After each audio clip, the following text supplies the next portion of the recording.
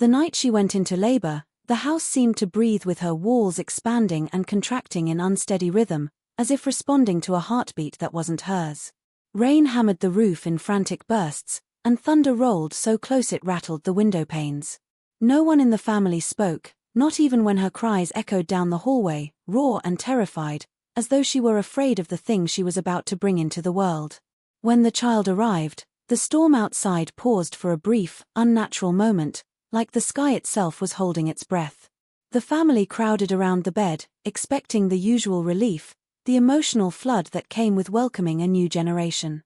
But instead, every face slowly stiffened. The room chilled. Even the mother, still drenched in sweat, trembling, stared at the tiny figure placed on her chest with a horror she didn't bother to hide. The baby was wrong. Not deformed or ill, just unfamiliar in a way that felt impossible. Features that didn't resemble hers, or her parents', or anyone in the family's long, traceable history. Eyes too dark for a newborn. Skin too pale. A stillness that felt intentional, like the child was studying each of them with a patience no infant should possess. A silence settled over the room, thick enough to choke on, broken only when the baby blinked, slow, calculated, as if testing its new world. The mother flinched. The grandmother stepped back. The grandfather whispered a prayer under his breath. And in that moment, as the storm resumed with a violent crack of lightning, every person in that room realized the same chilling truth. This child belonged to someone, or something, none of them could explain. And the mother, already turning her face away from the newborn, knew she'd carried something she never invited, something that had chosen her long before she knew she was pregnant. The unexpected pregnancy began as a quiet ripple in a family that prided itself on predictability. She had always been the one who drifted along the edges of gatherings, polite, gentle, almost transparent in her calmness. So when the news slipped out, not through her own voice but through a routine checkup that was overheard by the wrong relative, it moved through the household like a slow, rising chill. No one rushed to congratulate her, because no one could understand how it had happened. She had no boyfriend, no late-night outings, no hidden messages on her phone, and no history that suggested a secret love life. She lived the kind of still, structured existence where every hour was accounted for, every day predictable, leaving no room for a surprise like this. What unsettled the family even more was the look in her eyes when they asked about the father. She did not deny there was one, she didn't claim immaculate conception or offer any whimsical explanation. But she didn't speak at all. Her silence was not defensive, it was hollow, like she was trying to remember something that kept slipping through her fingers. Her hands trembled when they pressed gently against her stomach, as if she were feeling for reassurance and finding none. Her mother asked once, very softly, if something had happened to her, something she was afraid to share, but she only shook her head and stared at the floor. The refusal wasn't stubbornness, it was fear wrapped in confusion. As weeks passed, the family tried to convince themselves that everything was fine.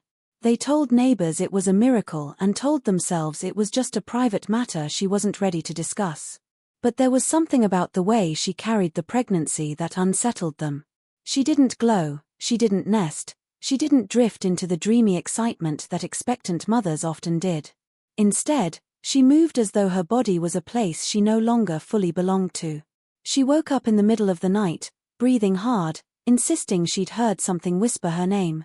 She sat alone for long stretches, one hand over her stomach, expression vacant like she was listening to something no one else could hear. Her relatives began exchanging looks when they thought she wasn't watching.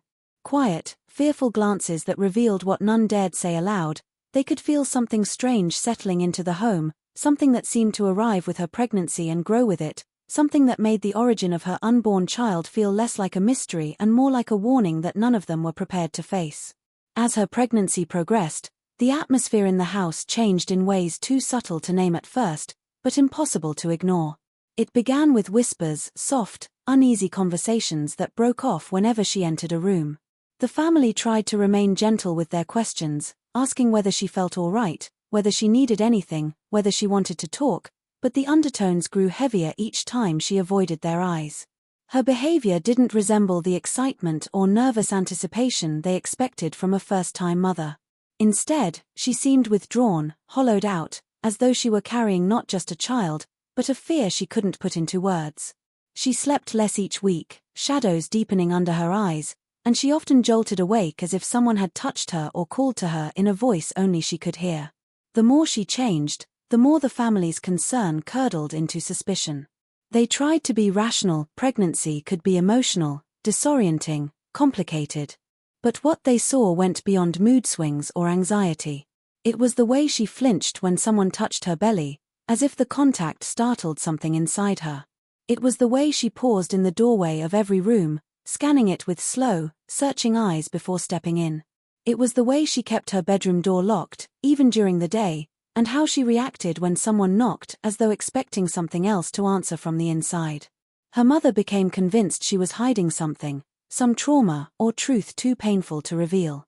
Her father believed she was slipping into a kind of madness brought on by stress. Her siblings whispered theories late at night, some ridiculous, some frighteningly plausible. But none of them could shake the growing sense that the pregnancy itself was the root of whatever was unraveling inside her. She began to speak less and listen more, almost as if she were eavesdropping on conversations that no one else could hear. Sometimes they caught her staring into corners of the room, her expression rigid, as though she saw something there that the rest of them couldn't perceive. The tension in the household deepened each day, creeping into shared meals, quiet evenings, and long silences that stretched between them. No one dared ask her directly what was happening, because her face, pale and strained, made it clear she didn't have an answer she was willing to give.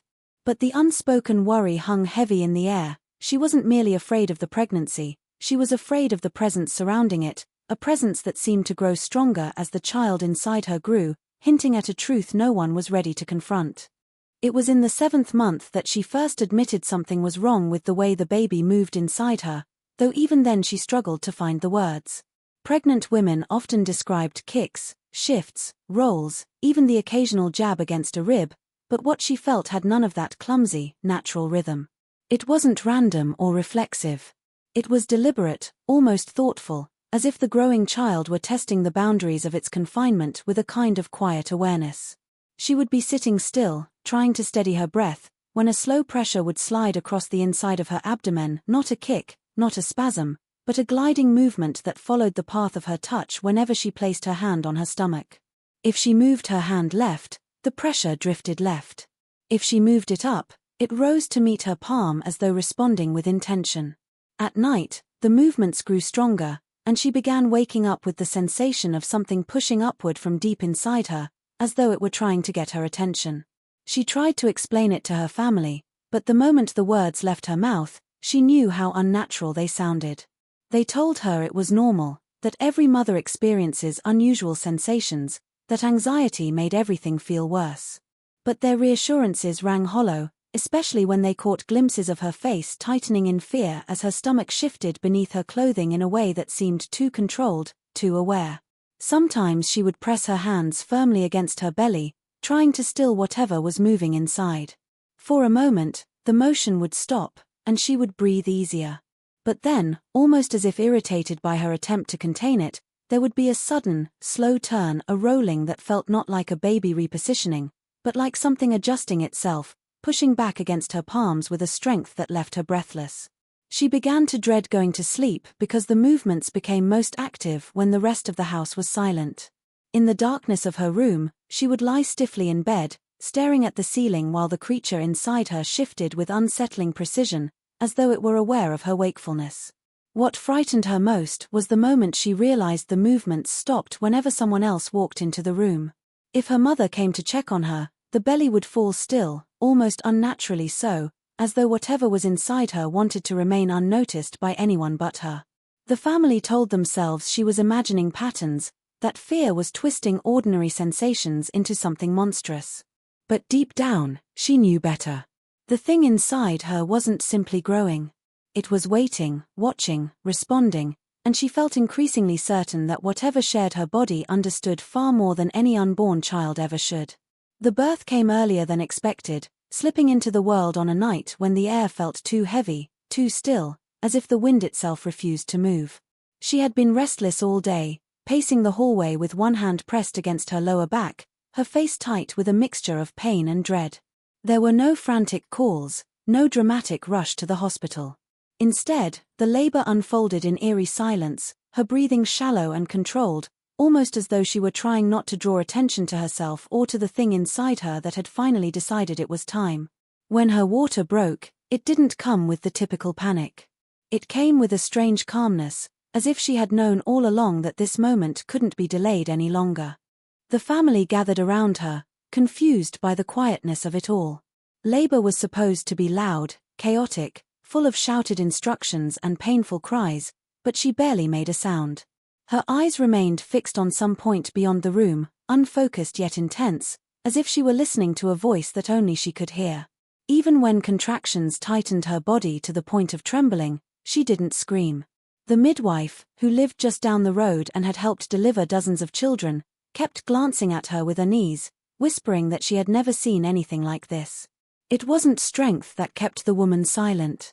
It was something else, fear mixed with resignation, as though she believed the child would respond to her emotions. When the baby finally emerged, the room shifted.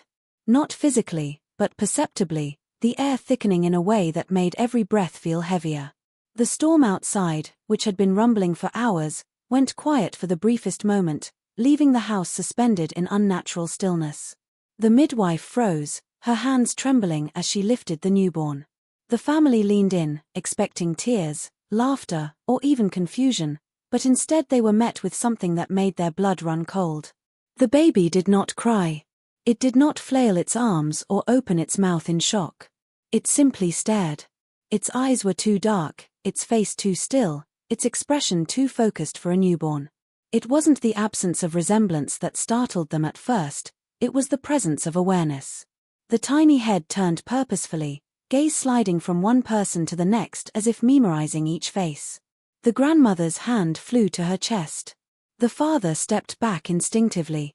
The mother, exhausted and pale, refused to look directly at the child, her chin quivering with dread she had been carrying for months.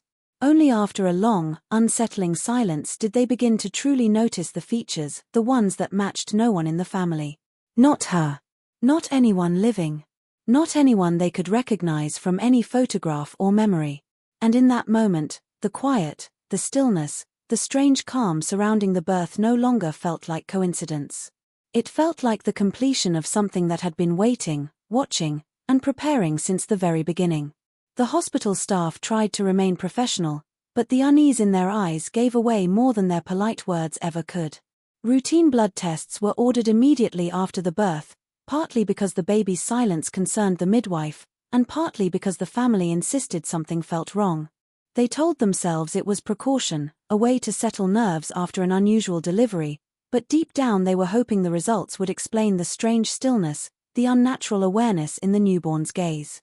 The mother lay quietly in her bed as the nurses carried the small vials of blood out of the room, her fingers twisting the blanket in silent dread. It wasn't the hospital she feared. It was what the tests might confirm. When the results came back, the doctor's face tightened in a way that immediately chilled the room. He hesitated before speaking, flipping through the printed pages as if hoping an explanation would reveal itself in the margins. He began by stating what should have been impossible: the paternity markers didn't align with any human profile in their system. There was no match, not even a partial one that might suggest a rare genetic quirk or an undocumented relative. Instead, the results showed anomalies in gene expression that he could only describe as non-standard, though even that word felt inadequate. He mentioned variations that didn't correspond to any known patterns, sequences that seemed too complex or incomplete to interpret. The baby's DNA looked human in structure, but there were fragments, small but undeniable, that defied categorization. The family exchanged uneasy glances, clinging to the doctor's vague explanations as though ambiguity was safer than the truth forming in their minds. They asked if the results could be an error, contamination, faulty equipment, mislabeled samples. The doctor said he had already rerun the tests twice. Each result had come back stranger than the last. He suggested sending the samples to a research facility, one with more advanced equipment, but even he seemed unsure whether new tests would offer clarity or only deepen the mystery. He avoided speculating, but the tremor in his voice betrayed him. Something about the child's genetic makeup didn't belong in any medical chart he had ever seen. The mother listened without lifting her eyes, her breathing shallow as the doctor explained that the baby had traits he couldn't confidently define. She felt the weight of the words pressing into her, a confirmation of the thing she had sensed for months. The baby wasn't just different, it was unplaceable. The disappearing storm during the birth, the silent labor, the child's unnatural awareness, all of it now intertwined with the cold, scientific fact that no one in the family, and perhaps no one at all, could have been the father. The truth settled over them slowly, heavy as fog. The child did not belong to any known lineage. It came from somewhere else, carrying a biological signature that had no place in the world they understood, and whatever it was, it had chosen her to bring it into existence.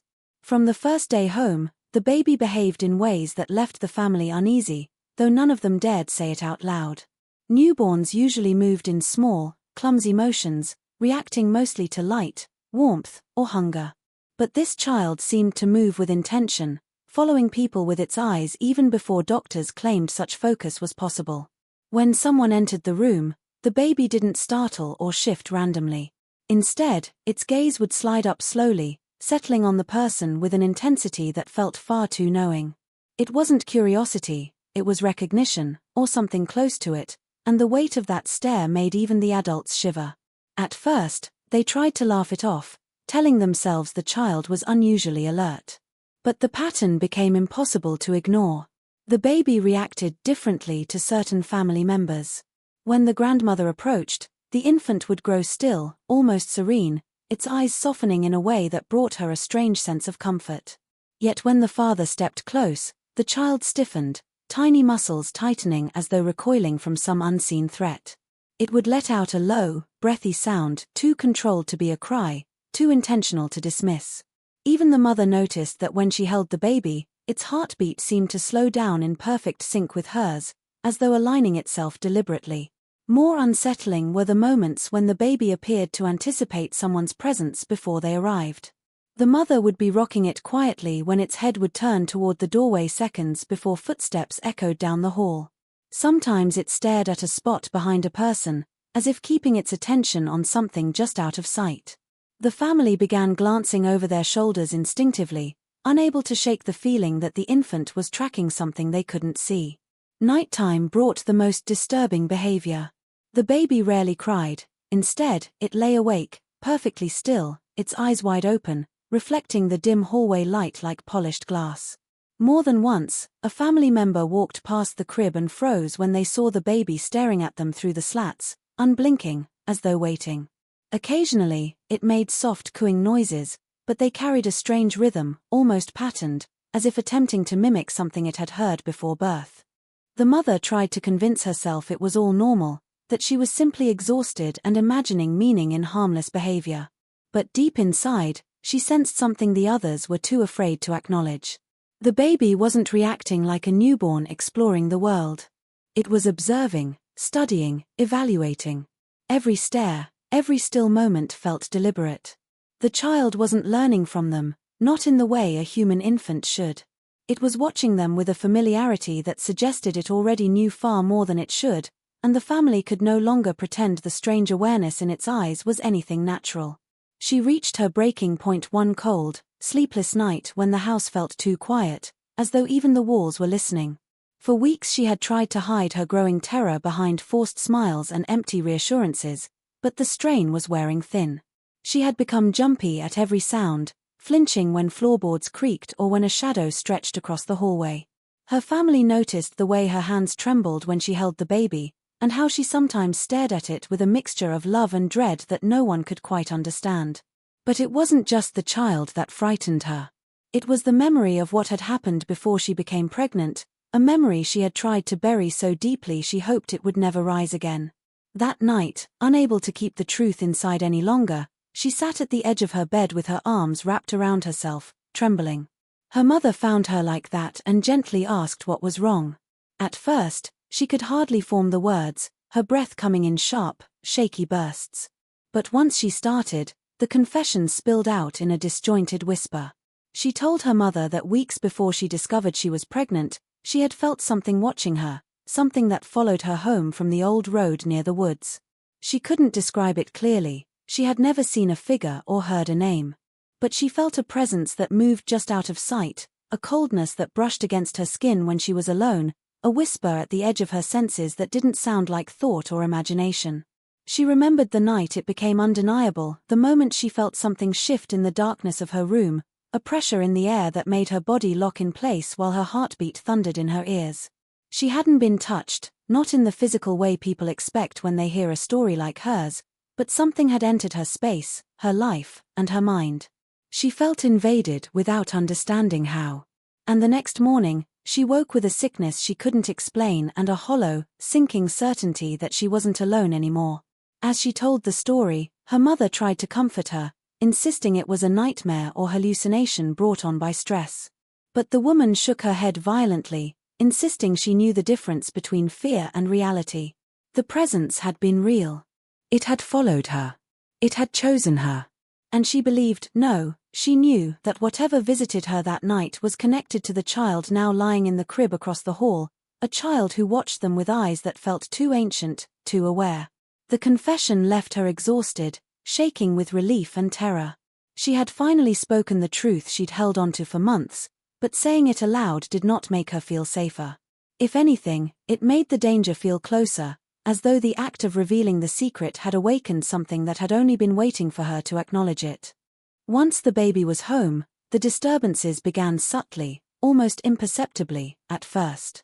Doors that had been closed tightly would creak open by themselves, as if nudged by an invisible hand, while lights flickered without cause, plunging rooms into brief shadows that made even the bravest family members hesitate.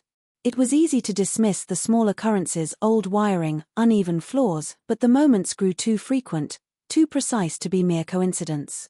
Each anomaly seemed to revolve around the baby, centering on the nursery and the mother's room, as though the household itself recognized the child's presence as something extraordinary and unsettling. At night, the effects became harder to ignore. Family members reported hearing soft thumps above their heads or down the hall when no one else was awake, and the crib, though placed against the wall, would occasionally be found shifted a few inches, perfectly aligned with the center of the room, as though the baby or something else had moved it intentionally. The mother would wake to a strange stillness, a sensation that the air itself was charged, thick with expectancy, and she sometimes swore she could hear low, deliberate breathing that didn't match the quiet rhythm of her own heartbeat. It wasn't loud enough to frighten outright, but it was enough to make her tremble and pull the blanket closer around her shoulders. Other times, objects seemed to respond directly to the baby. A mobile above the crib would sway as the infant's eyes followed a parent across the room, yet there was no breeze, no movement of air to account for it. Toys left on the floor occasionally shifted overnight, stacked or arranged in patterns that made no practical sense.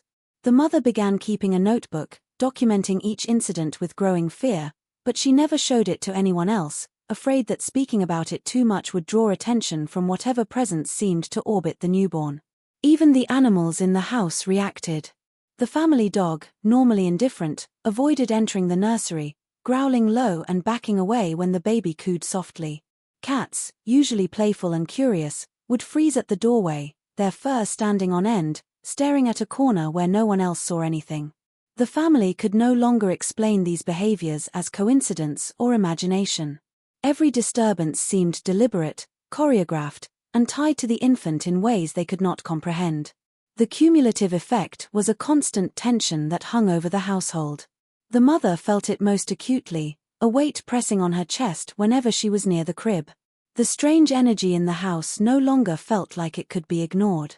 It wasn't just the baby's unusual behavior or intelligence anymore, it was the awareness that something else, something unseen, was moving through their home, asserting itself, watching, testing boundaries, and making the family realize that they were no longer entirely in control of their own surroundings.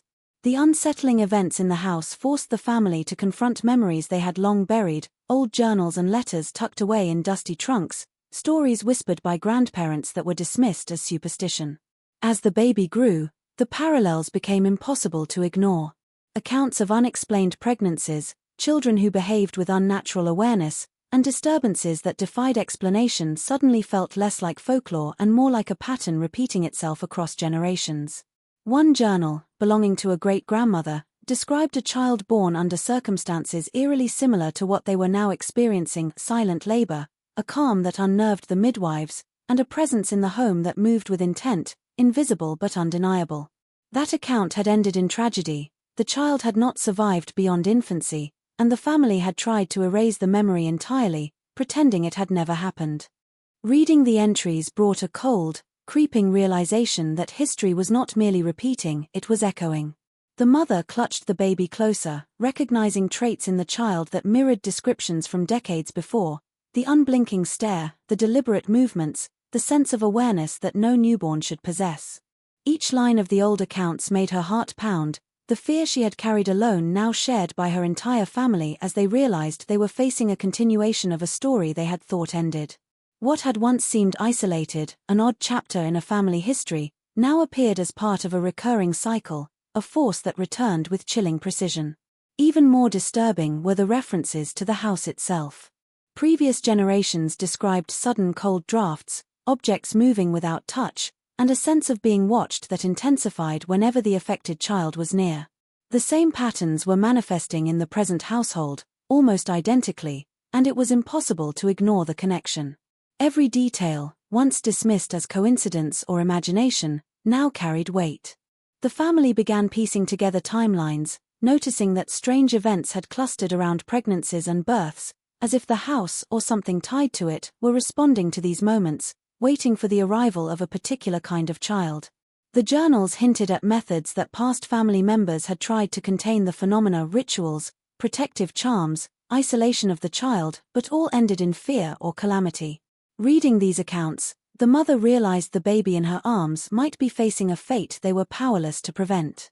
The stories, long thought harmless, were warnings that had been ignored, and the weight of their ancestors' experiences pressed down on the family, leaving them with the stark understanding that they were not dealing with a simple anomaly, but a force rooted deep in their lineage, a presence that had shaped generations in ways they were only beginning to comprehend.